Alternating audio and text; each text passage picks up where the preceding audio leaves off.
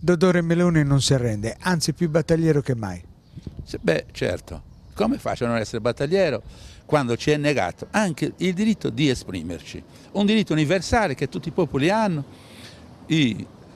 votano in Egitto che c'è una dittatura, votano in Siria, votano in Marocco, votano in Uganda, in Nigeria, in Afghanistan, in Cina addirittura, e a noi sardi ci è stato addirittura negato la poter esprimere un parere, perché il referendum sull'indipendenza era semplicemente un parere. La marcia del risveglio. In questo modo Dodore Meloni prosegue il suo giro per i comuni isolani perché le amministrazioni provinciali comunali sarde chiedano alla regione la possibilità di votare il referendum sull'indipendentismo dopo la sua bocciatura, nonostante le oltre 30.000 firme raccolte.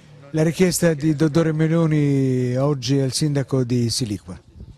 La richiesta, io non entro nel merito nello specifico delle rivendicazioni che fa Meloni, però un principio sacrosanto è che ognuno possa esprimersi liberamente su quello che intende fare per il suo popolo, per il suo territorio, per la sua regione, per la sua provincia, eccetera. Poi chiaramente io rappresento in questo caso l'istituzione, lo Stato, e rispetto alla Costituzione. Può essere una richiesta che è accoglibile e soprattutto diciamo che i sardi devono esprimersi anche su questo, come hanno avuto modo di esprimersi su altre questioni.